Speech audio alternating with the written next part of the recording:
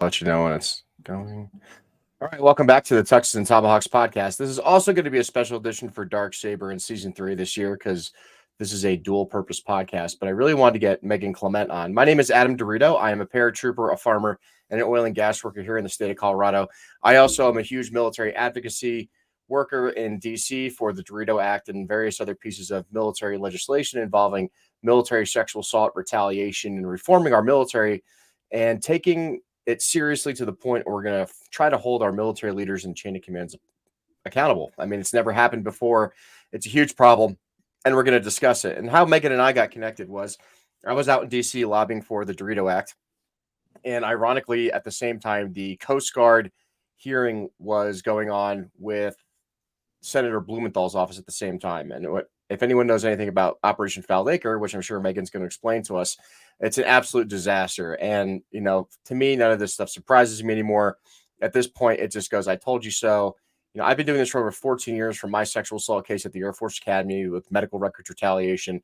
And it just breaks my heart consistently hearing these stories over and over and over again. And our military leaders and a lot of our congressional leaders absolutely refuse to do anything about it. So, Meghan, I want to thank you for coming on the show.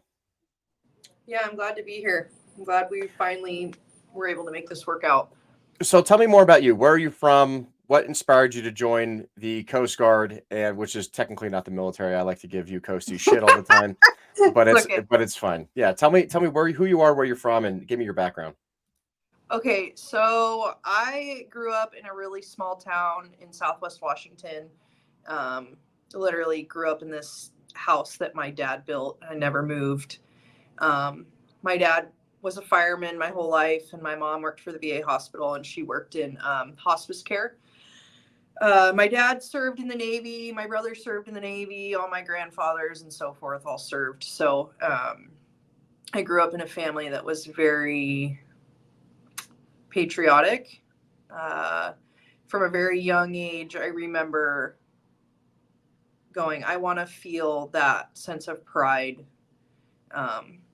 Saving Private Ryan was my favorite movie, and I watched that when it came out. I would think I was like 5 years old. And I just remember like feeling this burning passion inside me. Like, wow, they really did something incredible that means something.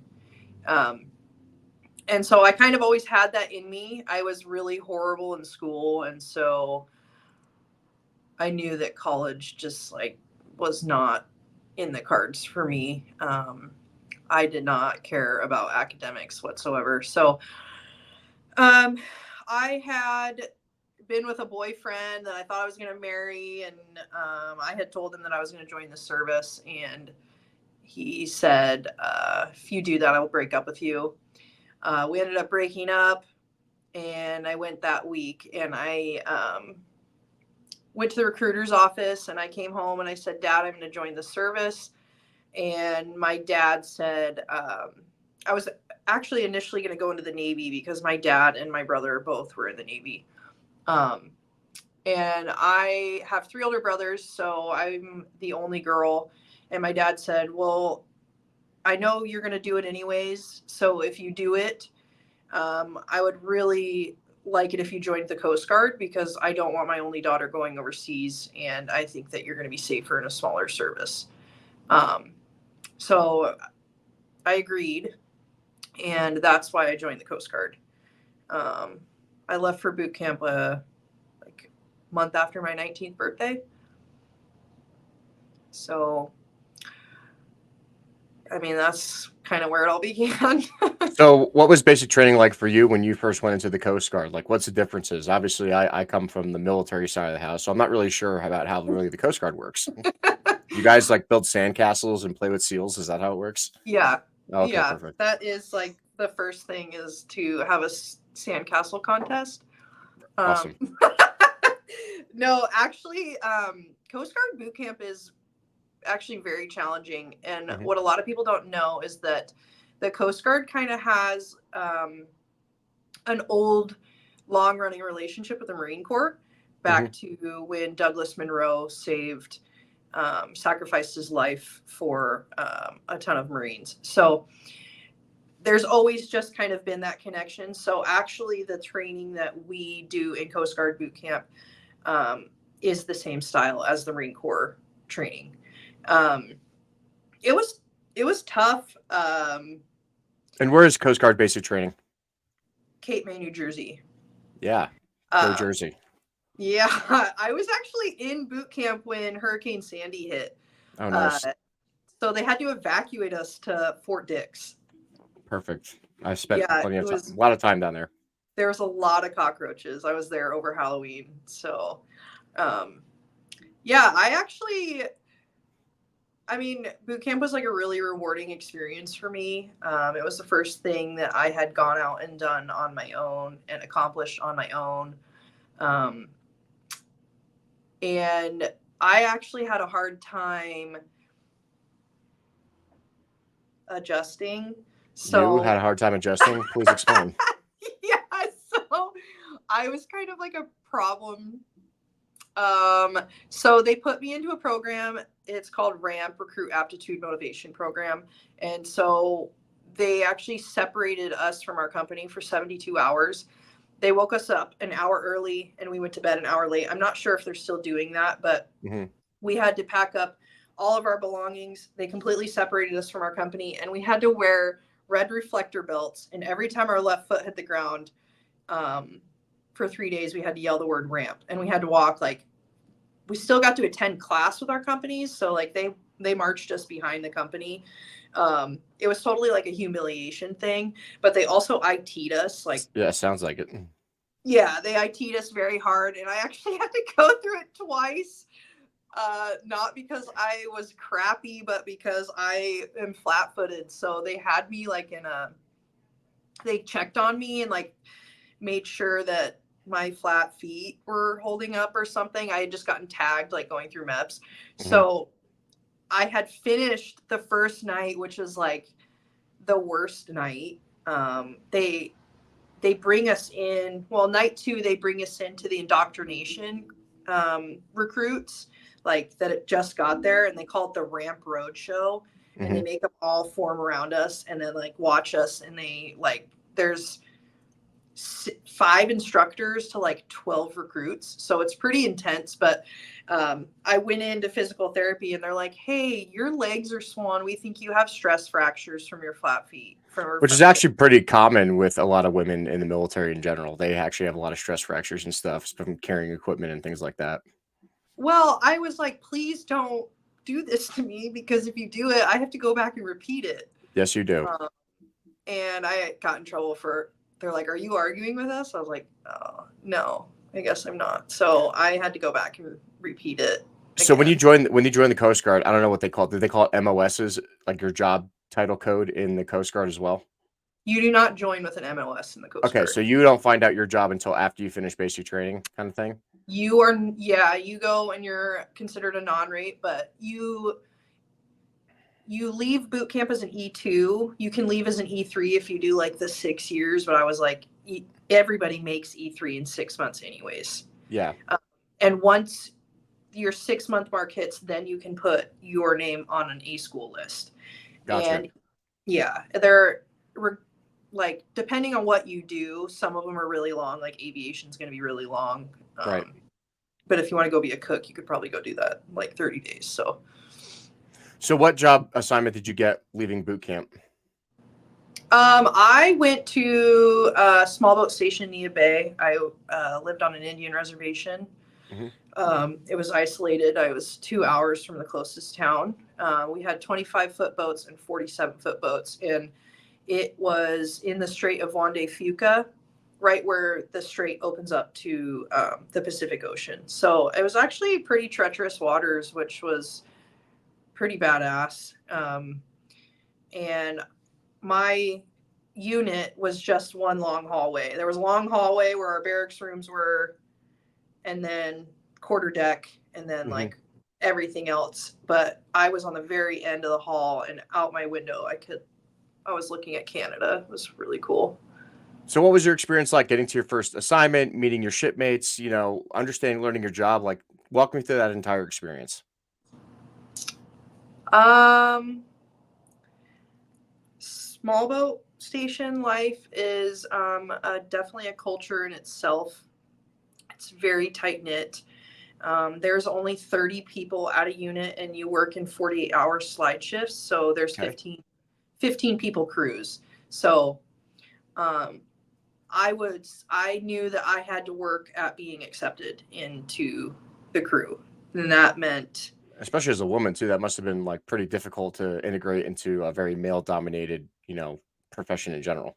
yeah, it was interesting because my CO, it was a warrant officer. I had a female, and then there was actually quite a few female non-rates there. But again, the culture and me being so naive, like I didn't really understand like where my rights were and like where Mm-hmm. I could say no. Um, it it was I just like I remember feeling sick every time I went to work because I was just scared. I was so afraid of.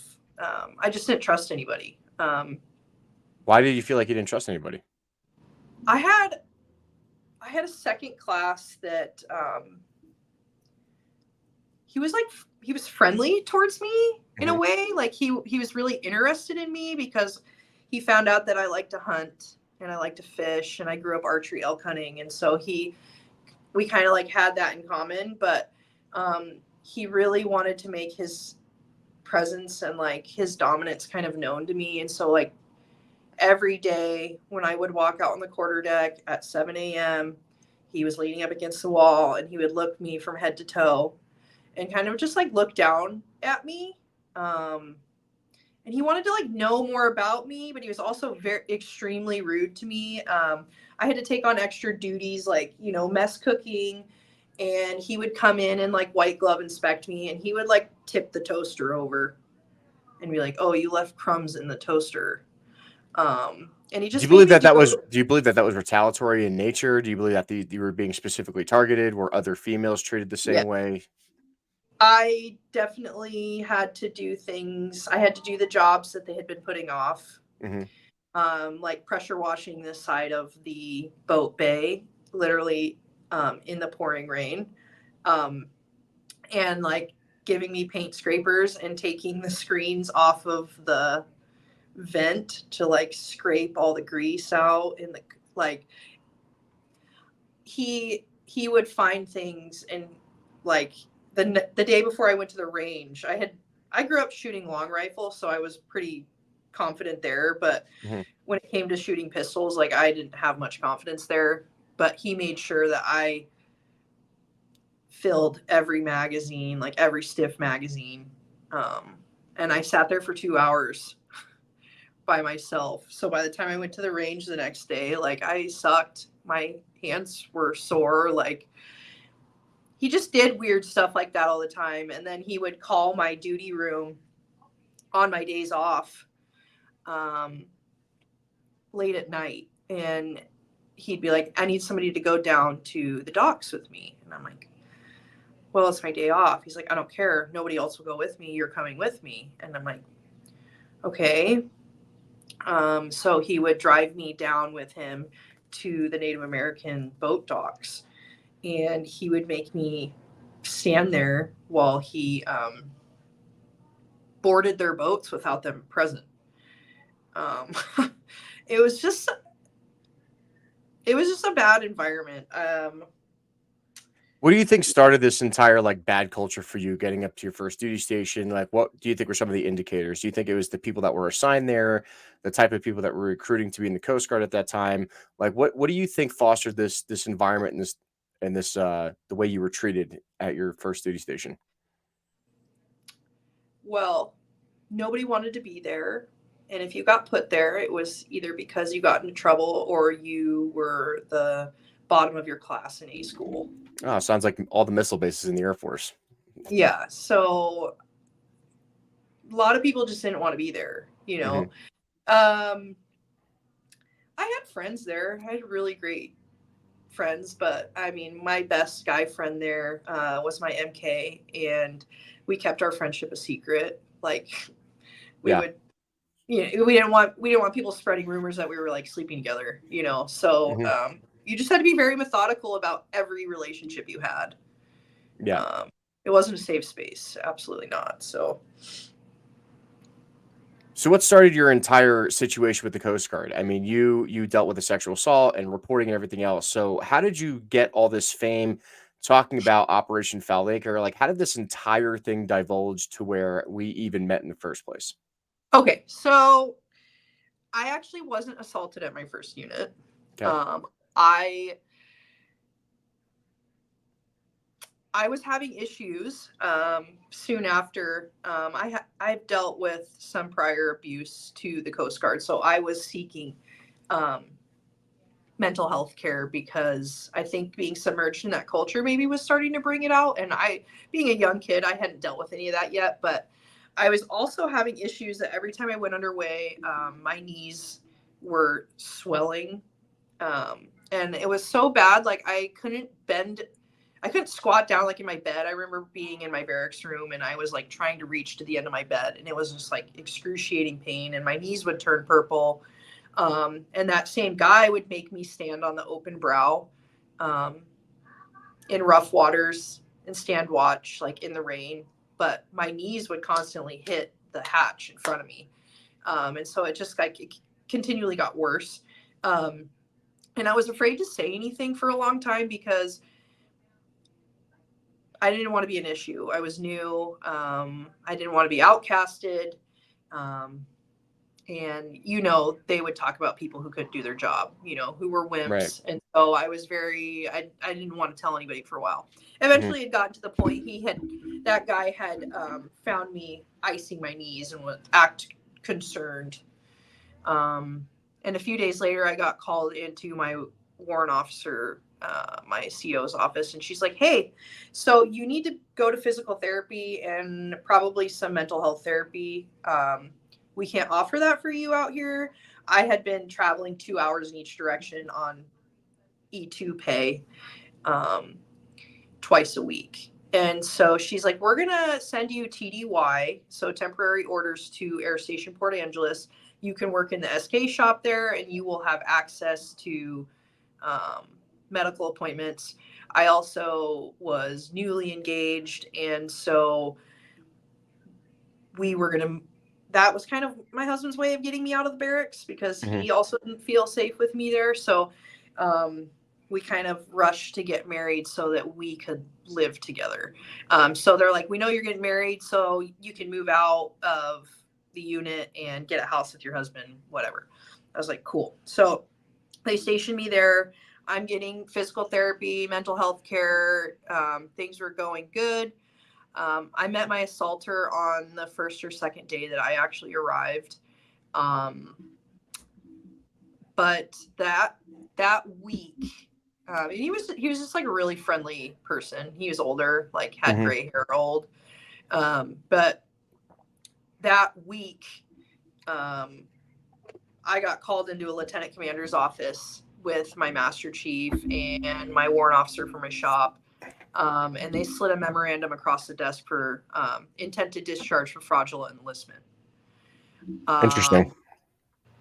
Yeah. So why did they give you fraudulent enlistment? Or are they trying to charge you with that? Abnormal flat feet. Oh, okay. But they didn't catch that in MEPS? Like, that doesn't make any sense. Yeah, exactly. So I was having issues and they didn't want to deal with it. Sounds like the military. Yeah. Yep. I was so new and so naive that they were hoping. They just slid it across the desk. It was very just nonchalant and pretty much said, "I want you to read this over. I'll have you in here tomorrow to sign it. And we'll have you out in about 30 days and you'll be on your way home." And I was like, "What? Like, I don't want to get out. This is where I want to be." My warrant officer from my last unit, when I was leaving and checking out, she's like, "Do you want to be in the Coast Guard?" And I was like, "Yeah, I want to be here. Like, this is what I want to do. I worked to get here." And she's like, "Are you sure?" And I'm like, "Yeah, yes, ma'am. Like, this is where I want to be." So this had been in the works before I had been transferred. So I went back to my shop, found a girlfriend, and she's like, I have somebody you need to talk to. She brought me up to this chief's office who had been like banned to the back room. He had been screwed over by our warrant officer. So this guy kind of took me under his wing and was like, hey, you need to look out for this person, this person. You can't trust this person. Here's what you need to do to protect yourself. And he gave me a number to a JAG. So I called a JAG. And then being a daddy's girl, I called my dad. And I was like, Dad, holy crap, like, what do I do? So my dad's like, I'm going to call a congressman. So my dad called a congressman, got me in contact with one. And the congressman ended up calling headquarters and said, hey, we found out you're trying to kick one of your members out under false pretenses. If you continue to go forward with this, we're going to bring it public. So the Coast Guard dropped it. And I kind of just like sat there for weeks, waiting for somebody to come talk to me. Sure. And my warrant officer acted like he was my friend and I could trust him. But I had a really bad feeling in my gut about the guy, and he was kind of like a snake in the grass. So I played his game and made him think that I trusted him when I didn't. I just gave him information that didn't really matter. And when he found out, he ran into the office and he slammed his hands down on my desk and called me a stupid, immature little girl. Told me it wasn't that big of a deal. I should have just told him it wasn't a big deal. And I'm like, if it wasn't a big deal, then why are you freaking out? Right. But I made them look stupid and they weren't happy about it. So as I'm going through this, I am getting groomed and assaulted by a retired senior chief who they had hired as an IT worker. He was very good friends with a lot of people. He played the game when the officers were around, and he was actually really well liked. He was friends with all of my bosses. He was bowling buddies with them. They all hung out outside of work. And there was a few times where I had like kind of gone to people and was like, hey, like this guy seems really friendly. And they're like, oh, that's just how he is. He's just like that. He's kind of just like an old perv. And I'm like, okay. Yeah, it's not really acceptable though. Yeah, no, absolutely not. But nobody actually wanted to look at it. And I had been going to his office. My first class would send me to his office for different things, like to get new CAT card readers, or like my profile was broken down. And I would have to go to his office for help. But on day 1 or 2, I had gone to his office to get my profile set up. And he touched me the first time. He had an office where it was at the end of a cinder block hallway. And he had a door with a window on it with blinds on it, and there was no windows in his office. And his desk was facing the door. And then he had a separate desk that faced the wall, where you would sit at, and you would sign onto your profile, and he would help you. The first time I was sitting there, he started running his hands up my legs. Mm-hmm. And I just remember I was still kind of naive. I mean, I grew up hanging out with my dad and like all of his friends. And so I had assumed that this older man also kind of just like wanted to take me under his wing. But I also was so uncomfortable. And I just remember like, oh, okay, like I'm going to leave. And he continued to put his hands on me any opportunity he got. After he found out that I was in trouble with the command for the fraudulent enlistment charge, Mm-hmm. He became more aggressive, and he used that as his opportunity to kind of do more because he knew that I was already in trouble. Why do you think he became more aggressive during this time? Well, he knew that I was less likely to come forward because I was already in trouble. Gotcha. So that was kind of his in. Like, she's not going to tell on me because she's no one's going to believe her anyway. Yeah, exactly. I'd already been Right. my character had already been discredited. So, Which is classic because that's something I experienced at the Air Force Academy too. Like my academics were fine, my physical, like all the metrics at the academy were fine, but like I always got in trouble for like the stupidest shit. Like, oh, you didn't buy the right textbook, so like you get 30 confinements, or like you showed up to class late, or you got caught sleeping in your room, or something dumb like that. Like stupid shit that 18 to 22-year-olds do. And like when it came down to brass tacks with my sexual assault case and everything else, it was just like, oh, well, this guy's completely non credible. Even though I had like an entire history, like before I even went to the academy, I was a firefighter, EMT, I was search and rescue, like I did all this stuff, and like I was like so bored at the academy half the time with all these people that went there, and yeah, that's definitely a tactic that the military uses, and so do officers and senior enlisted people, is mhm, that they try to use like one or two incidences to try to constantly degrade you, constantly discredit you, so that when something actually does happen, they just try to use all these things to rally up against you, so you seem like that you're lying, and that's like completely yeah, unfair and unjustifiable. absolutely. They will do anything to discredit your character, so you don't have any pull when you actually do come forward. Right. Uh, so yeah, he uh, he positioned himself between me and the door one time, um, and I just remember going, oh, God, like I was just trying to get out of there. He's like, you have to give me a hug because I helped you. And I was like, okay. And I remember I just like stood there and he pulled me into his body and started like running his hands all down me, on my lower back, rubbing my arms. And he had his head next to my ear and he was like, you are such a pretty girl. You are so cute. I just love your personality. Just fucking gross. Like Yeah, absolutely.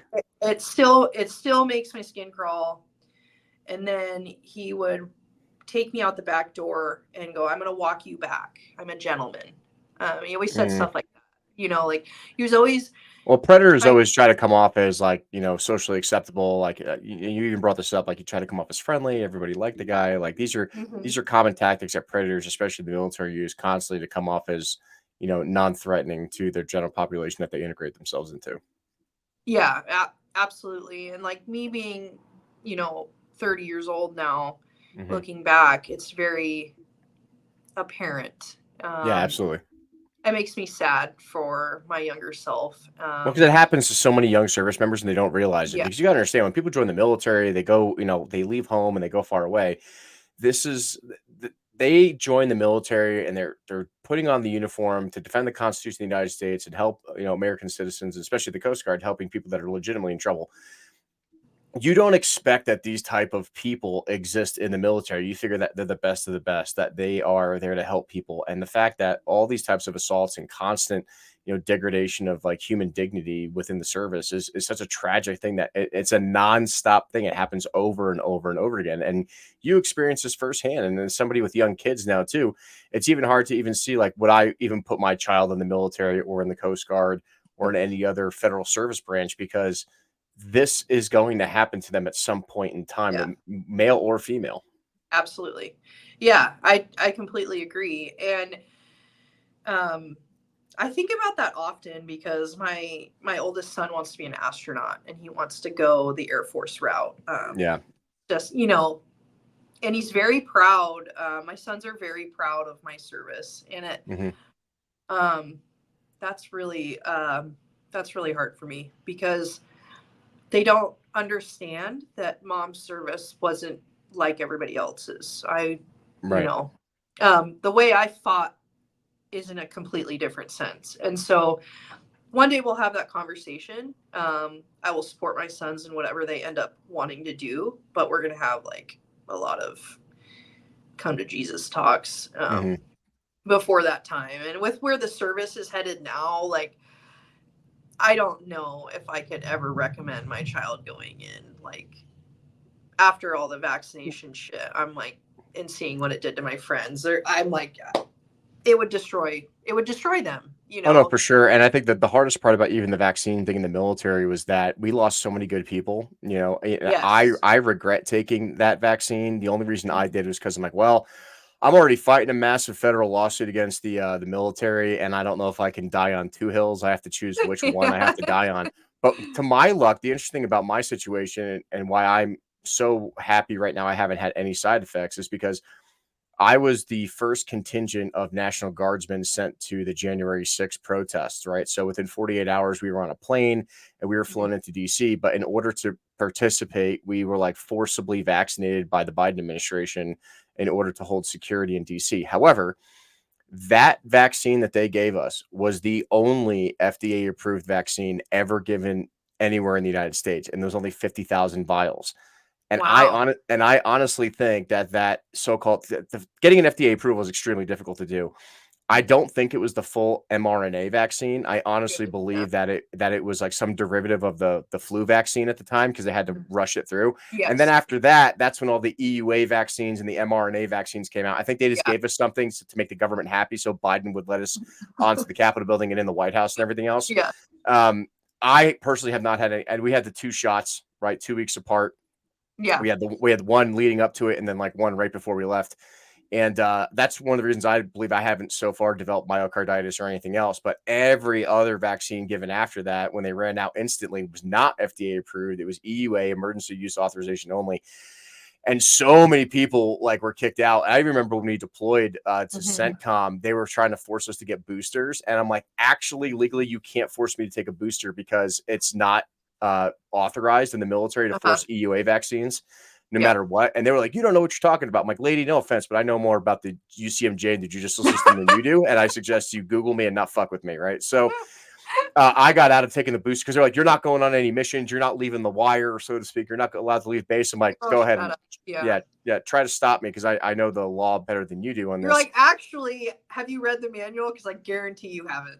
Correct. And that's the hard part though. So many, like, especially Christians and Catholics, they were forced to give up their service time because they absolutely refused to. And good for them. They stood up for it. And, even when Matt Gaetz was grilling Secretary of Defense Austin a couple of weeks ago in Congress, he even said, like, are you willing to bring back all those people that you kicked out and admit that you were wrong? And he openly said no. And you could just see the levels of corruption in the military. We've lost tens of thousands of service members over the vaccine issue. And the problem is we lost a lot of mid-grade leaders, like guys my age who we are part of the GWAT era, but we're young enough that we can still integrate with the young kids, but we're not a bunch of old geriatrics what they're doing in the military, right? So all these good, O3s and E6s and E7s left the military.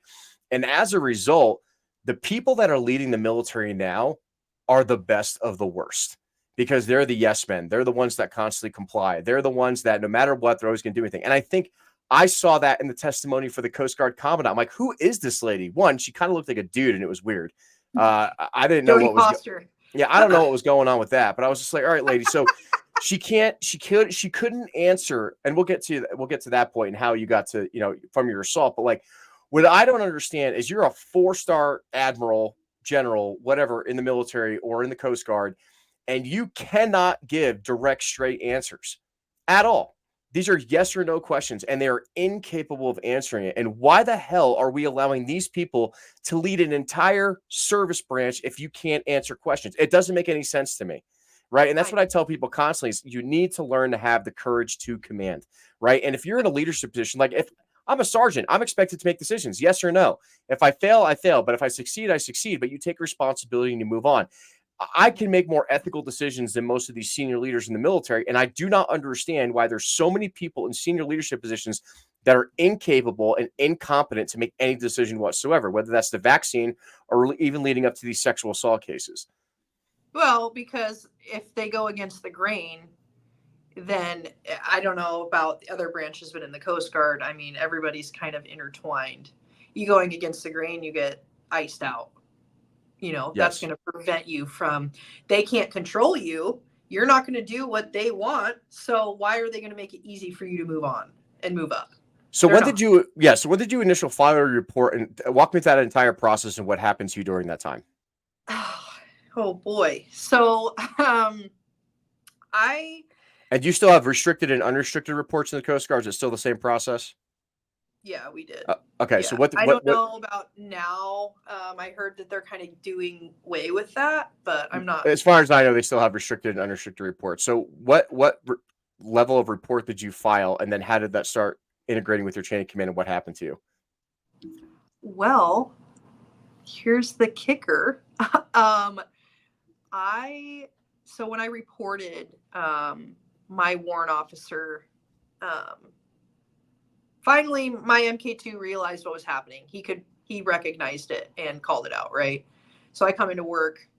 My warrant officer asks if he can speak to me outside. He brings me back behind the building. Mm-hmm. He asked me if so-and-so shut me in his office, positioned himself between me and the door. And I'm like, yes, sir, that's happening. It's been going on for a while. I was also getting sexually harassed by my prior first class. So I showed him the text messages, and he's like,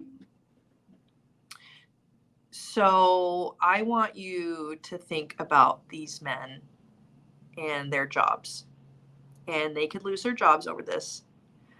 And CGIS is going to show up, and they're going to make you out to be a liar. They're not going to believe you.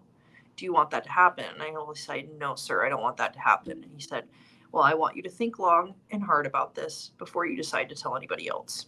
And he walked away. And I went to my friend, Elizabeth, and I was like, what the heck? She noticed something was wrong, and she's like, okay, I'm taking you out. So I went and told a chief, a female chief. And turns out my assaulter had tried placing his hands on her before as well. But she ended up calling CGIS. And CGIS showed up 2 days later. And I was put into a big long room with. And CGIS is Coast Guard Investigative Service, right? Yes. Okay. Yeah. So these Which two is guys, basically like Air Force OSI, Army CID, Navy NCIS for all the other people who need to have a comparison. Yeah. So these two guys, normal looking dudes with beards, show up, and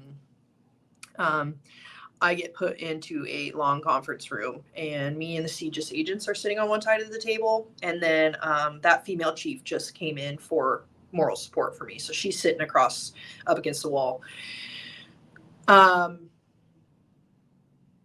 They begin to conduct an interview. And, back to that. I actually was never given a 1695. I don't know if you know what a 1695 is. 1695 is what you give somebody when they report an assault. Yeah, we have a different form on our side, but yeah, similar process. Victim rights, you choose restricted, unrestricted. That I never received that. So oh wow. Yeah. Yes. So I from the get-go, it wasn't handled correctly. But my agents started to conduct the interview, and they actually made me raise my left hand, and they made me touch myself in every place that he touched me. And it was just like they were sitting next to me, and they re-victimized me. I didn't know that I could say no. They didn't have anybody there advocating for me. So, yeah, that fucking sucked. And as I'm doing it, they are discrediting me and telling me if his hand would have just moved a little higher on your thigh, then this would have been assault. If his fingers would have grazed your vagina, this would have been assault. And then they're like, well, how long did he touch you there? And they would make me guesstimate how many seconds he touched me. Like that fucking mattered. Like the intent is there. Yeah. And so they're like, well, this actually isn't that big of a deal. Of course they would say that, because they don't want to deal with the investigation of a higher ranking person, They're like, or civilian or whatever. So yeah, they're like, this actually isn't assault. You were harassed. And that is when I started to go like, what?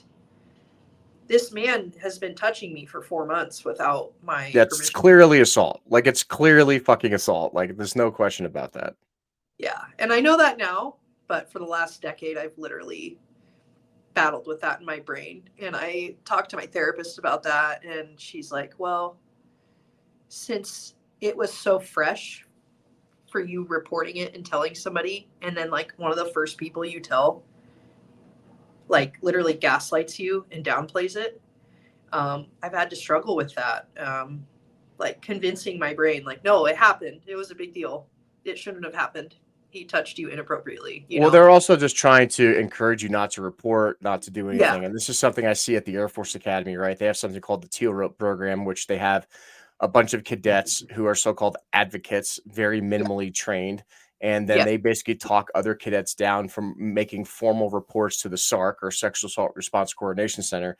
And even from my interviews, the people that they have Yes. involved in this system are like predators themselves. Like, there was just literally this one kid who was a teal rope at the Air Force Academy who was charged with sexual assault, who is now advocating for victims to not report sexual assault and then would assault them. Literally, a cadet got raped by another cadet who was a victim advocate. So you can see, like, this is just a cycle of abuse. It's an abuse of the administrative system. It doesn't go by any civilian court, legal authority in the counties or the states that they're committed in. It's just made up Harry Potter rules in order to avoid responsibility as much as possible within the military or service branches. And it's absolutely insane to me. Yes. Yeah, absolutely. 100%. I mean, speaking to the choir, like it sucks that I didn't have one person that was really equipped to realize that what was happening to me was wrong. Like there was nobody there going like, what are you talking about? And I was under the impression that once you report an assault, you are transferred out. That's the way it's supposed to be, and I think even for all Yeah. the people listening now on Twitter and YouTube, because you're live, like people are listening to your story right now, and they're probably extremely aggravated because this doesn't just happen to you or to me. This happens to so many service members that I Thousands. talk to. So And many. what Yeah. drives me absolutely crazy is that people are always looking for an outlet. They're coming on this podcast or discussing on the news, and it's like we tell these stories so much that people have become numb to the effects of what this is happening on military readiness and how we can do our jobs. And even like it becomes just like equipment operation. At the end of the day, if you're a maintainer on a boat or an aircraft or a ship or whatever you guys want to call your sandcastle building machines, it's not getting done, right? Because you're so focused on just trying to maintain a healthy work environment where you're not being assaulted, you're not being harassed, you're not focusing on your job. And that leads to mishaps. That leads to possibly people dying. Like, this actually has financial and human life cause and effect on our service branches. And like I said, you're brave enough to come on the show and talk about this openly, and I really applaud you for that. But how many people don't speak out against these things because they're afraid of being ridiculed, right? They're afraid of being accused. Like, literally, the Air Force tries to call me a pedophile all the time. Like, and it's not even remotely fucking true. Like, there's no evidence of this, but you know what? You can't sue the government for slander or libel, right? But once they say one bad thing about you, now everything about you is discredited, right? Meghan couldn't hack it through basic training. Adam fell asleep during class. So obviously everything they say is a lie. Never going to fuck with your mental health records to say that you're crazy, right? And I know you're probably going to get to that too, but like they purposely try to degrade you. And the worst part about this is the entire administrative system in the military, the Department of Homeland Security, is rigged to a point where it is nearly fucking impossible to correct it and change it. Like, I've had to go to the Air Force Board of Corrections and Military Records 6 times. I won my case. They said that there was an error or an injustice and all these things should be removed from your record. But you know who has to sign off on that? The Chief of Staff of the Air Force. And guess who didn't sign it? The Chief of Staff of the Air Force. Then I went to the President and the Department of Defense, Secretary of Defense. Whatever. It is what it is. So what recourse do we have? And not everybody has hundreds of thousands of dollars to go to federal court. Not everybody has the resources of podcasting or the military network connection we have on social media to correct these issues, because at the end of the day, they've created such a massive bureaucracy over these cases that they just hope you quit or kill yourself in the meantime. Yep. They hope you give up. They hope you don't fight back. And most of the time, the people you're fighting against, you can become smarter than them. Really, that's why they hate people like you and me, because it's like, you know what, you can't keep me from shutting up. Yep.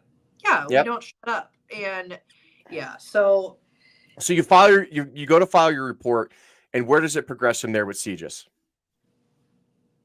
I waited a few weeks. Nobody came and spoke to me. Nobody contacted me.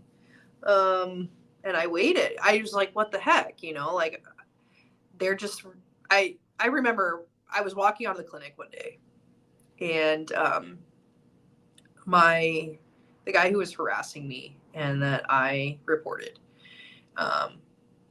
He was standing there on the sidewalk. And at the base, it was it's on a spit. So it's just like one long skinny base. Right. And I had to walk past him. And he just stood there and just like shook his head at me. And I just remember going, nobody's coming to help me. Nobody. No, they're purposely creating a hostile work environment to make sure that you don't do anything more that's going to harm their careers or or what they're trying to do at work. And it's fucking insanity to me. It is, yeah. And my assaulter did that too. He just shook his head like he was disgusted with me every chance he saw me. So that day I went into that female chief's office who initially helped me. And I said, you get me out of the fucking Coast Guard, or you send me back home. I will not fucking work here anymore. I shouldn't be here. So she's like, go back to your desk. I get a phone call an hour later and they're like, hey, Portland's close to home, right? I said, yeah. They're like, all right, when do you want your last day to be? And I said, I want it to be tomorrow. They cut me orders like that. Well, it's amazing how fast they'll cut orders and get you out of there, even though I know guys will sit on fucking base for like 90 fucking days waiting shit out, right? It's weird, right? When it's like you're a problem and you're going to cause issue for the chain of command, they make you disappear as fast as possible so that they can't be held accountable. Yep. Yeah, and at my checkout, my XO and my command chief, they sat me down. They did the checkout together and said, hey, we think it's a good idea that when you leave here, you don't talk about what happened to you up here. Of course they're going to say that. Yeah. We don't want this to ruin your reputation. We don't want it to follow you around. And I was like, oh, okay. So I was like afraid to tell anybody. And I didn't for a while. And I didn't tell any of my friends because I was under the assumption that they would get roped into it and get in trouble. Well, that's the perception that they create, even though that's not the reality of it. Like you start reporting and start filing and stuff. It's like people have to do something, right? They have to action these reports, but they put this fear of God into people to make them think that if you do something, we're just going to make it worse for you. And for the most part, they will. Like they'll fuck with your records, they'll ruin your reputation, everything else. But like, how is that having any respect for human dignity throughout this entire process? Yeah, absolutely. It's hard looking back. Like you know what? I wouldn't have the knowledge I have now if I wouldn't have gone and figured it out myself, so how did this all get involved in the Operation Fouled Anchor? How did you guys end up in a Senate testimony hearing? Like, let's get to that story, because so this assault happened to you. You didn't get justice. You left the Coast Guard. Nothing was righted for you. You got thrown to the street like you didn't exist, like your service didn't matter. And then years later, all of a sudden you're in Washington, D.C. Like, how did that whole thing occur? So my chief, female chief I had once I got stationed down in Portland, close to home, she worked in the recruiting office that I went through. So she wasn't my recruiter, but she was in there. We knew each other. She ended up being the non-rate liaison there. Once I met her, I began to fight, right? And I had her behind me, and I was like, damn, I got a chief behind me now. And then my captain was behind me. Still to no avail, nothing happened. But they fought for me, right? And I just continued to not shut up. So fast forward 9 years, February, I get a phone call from my chief, and she goes, you ready to tell your story? And I said, fuck yeah, I am. She goes, we got an opportunity, and we need you there. They initially were just going to have the Master Chief and my warrant officer friend. And she goes, you know what? I think it would be really good to have somebody represent the lower enlisted. Yeah, for sure. But they couldn't get anybody willing that was active duty because of fear of retaliation. Oh, absolutely. Yeah, nobody wants to. Even all my classmates now who are 05, so I actually be lieutenant colonel now. Like, even though, like, Dorito, you're right, we love what you're doing, but there's no way we're going to go public because look what they did to you. They absolutely destroyed your life the last 14 years. I'm not risking my family, my career, my money, all this other stuff. It's just not worth it to me. It just shows the level of power that these people have. Yeah, absolutely. And so I was like, I'm your girl. I fucking put the work in. I have been in therapy consistently. I mean, like, I've done a lot of shit to like get to a point where I feel like I can help people and have insight and be okay through it. Mm-hmm. So I did it. Coast Guard flew me down to Alameda. and they filmed me telling my story. You can see it on YouTube. So they filmed me telling my story on day 1. Day 2, they filmed us like doing questions for like training that they're going to use supposedly. I don't know if they're ever going to use them, but whatever. So that was the beginning of March. They were supposed to be released in April for Sexual Assault Prevention Month or Awareness Month or whatever. Sure. Yeah. April rolls around and it doesn't happen.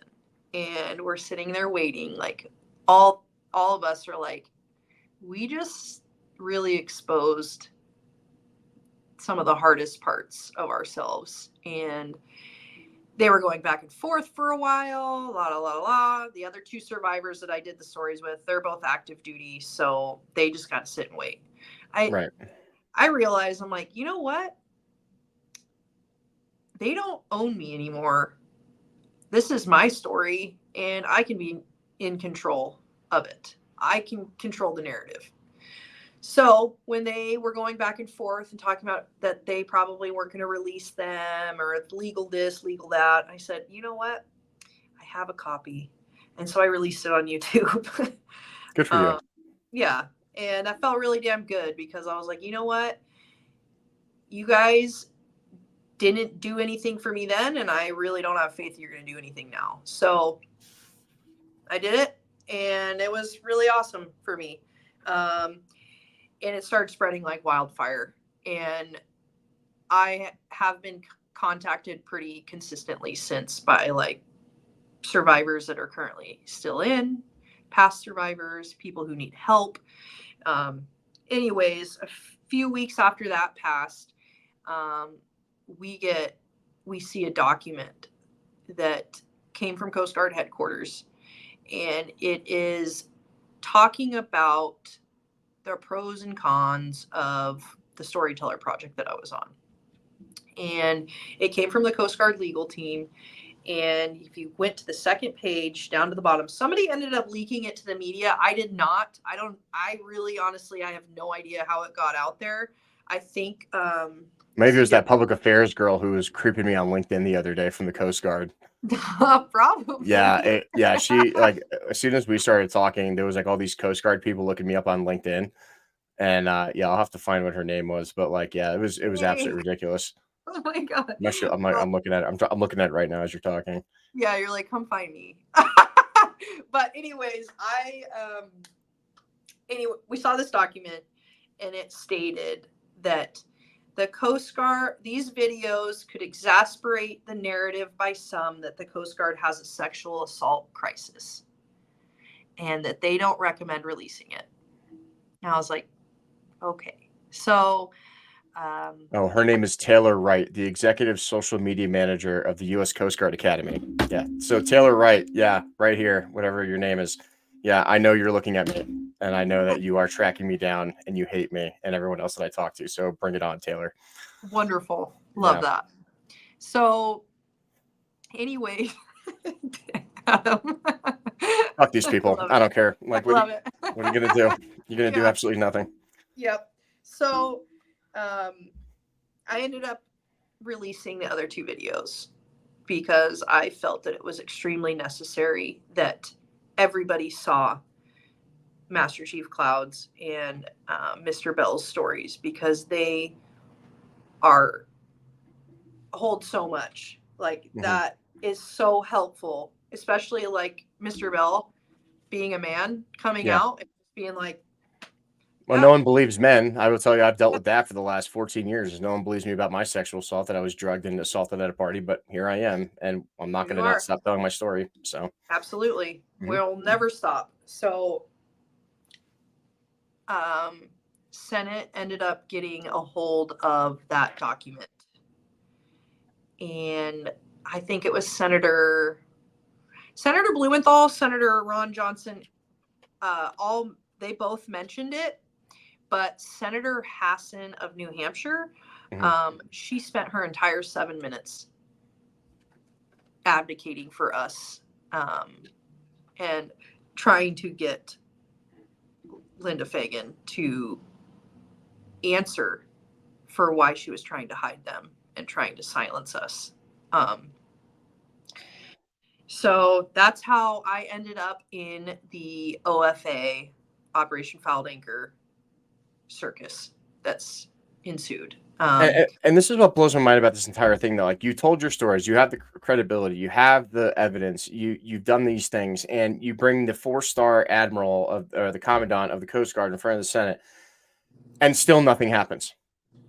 Like, that's what's wild to me, is nothing happens. Like, okay, we asked a bunch of questions, we made them look like complete clowns, and now what? We're gonna just go back to, business as usual, right? And this is why, I mentioned the Dorito Act to you, because, this is going to be a piece of legislation, hopefully, that we can work collectively together over the next couple of years, hopefully trying to get this passed, that it puts actual legal punishment and accountability to military leaders in the civilian court system outside of the UCMJ. Because, like, you can't charge Fagan with anything, because the military is not going to do it. They're not going to charge her with, like, obstruction of justice.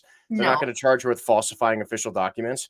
And even like a week or two after your hearing, like, you even said, hey, my mental health records are falsified. And I'm like, wow, look at that. They went and fucked with your mental health records. And then after your FOIA request that they refused for years, once again, going up into your credibility and all the stories that you did. And now, once again, someone like you is dealing with the same exact thing I dealt with, where they go after the mental health records in order to try to discredit everything that you're saying as a last-ditch effort to save themselves. Yeah, it's been wild. I feel lucky that I know my truth now. So what are you gonna do? No, and I want to commend you for coming on the podcast today and telling your story. And, like, it's not over. Like, it's just starting, right? It's because, what happened to you is horrible, but we can't change our past. You held military leaders accountable. You took them to the highest levels that we could at this moment in time. And even now, nothing's going to happen. So, the one thing that I would encourage people to do is, reach out to Meghan, or reach out to me, or reach out to anyone involved in these cases, because collectively we can do something together where we can hold military leaders accountable, whether we push a Dorito Act or whatever it gets reformed to be, because you know how Congress is going to change the name of that like 14 times. Before they actually sign their name to it, but the thing is like, start calling your congressmen, start calling your senators. All you got to do is Google their names, look up your representatives, give them a phone call, say, hey, we want to support the Dorito Act, or we want to support, the resolution of Operation Fouled Anchor, or whatever that is, because these people will do absolutely nothing unless they're pressured by the public. So it's going to require thousands of phone calls over the next year or so to these people where oh crap, my constituents are pissed off. And if my constituents are pissed off, then that means I'm not going to get reelected. So I better do something about it. And unfortunately, that's the level of retard we're at. Nobody is going to do anything for the sake of doing things because it's the right thing to do. They're only going to do things that are going to affect their ability to maintain their positions of power. And I give all the credit to Senator Blumenthal and whoever else is involved. But even I had a sidebar conversation with him in the Senate hearing room, and he dismissed me after I had a conversation with him. He's like, oh, well, that sounds really terrible. Please reach out to my office. And I'm just like, what? We just had a hearing with a 4-star admiral, and I'm telling you that this happens at the Air Force Academy. It happens at West Point. It happens at Annapolis. It happens at Merchant Marine Academy, and all the service branches, Reserve and Guard as well. Nobody wants to take that on. Nobody wants to take it on, because you start fucking with the military and billions of dollars being allocated to these service branches. Now you're affecting defense contractor jobs. Now you're affecting all the other inner workings of things. And it sucks that still to this day, no one really cares about sexual assault. And I'm sure I'm going to interview 10, 20 other people this year with the same story. What are they going to do? Nothing. And that sucks. I'm just being honest about it. Like, nobody cares about rape and sexual assault in the military, because for 99% of the public in America, it doesn't affect them, but it does. It affects their readiness, it affects their kids, it affects the future stability and security of this country, right? And that's why I want to encourage people to also reach out to you. Like, if you have been sexually assaulted, if you've been harassed, and you're not comfortable talking to me, that's fine. Like, I'm just some random dude from the Air Force Academy. Reach out to Meghan. She's been through the process even more advanced than I have, because collectively together we could start building this roster and forwarding it to the group of congressmen and senators and congresswomen that Meghan and I and a bunch of other people are currently working with in the background, because we didn't get any resolutions into the NDAA this year, because obviously it's an election year and everything's absolute chaos and nobody cares about anything but themselves. But going into 2025 and 2026, before the next election cycle, we can actually maybe make an effective change. And it's only going to happen if the work starts now. We can't wait until 3 months before, the session in 2026. We have to start this work now. So after after August recess and, after the holidays, starting in January and February, like it's game on. Like everybody needs to be present. Everybody needs to be there, and everyone needs to start reaching out and sending letters, leaving voicemails, and making those phone calls. Yes, absolutely. I'm here for it. So Meghan, how can people reach out to you online? Where can they find you? How can they connect with you? Through Instagram or Facebook.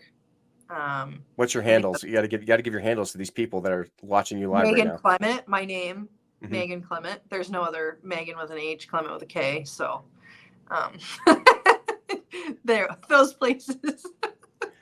Great. Well, yeah, I want to thank you for coming on the show today. I think this is a really great, productive conversation. I hope we get some resolution in your case, and I hope collectively people can start working together to make our military great again and really make these resolutions pass through and force Congress and military leaders to accountability and to do their jobs. Amen. Yep.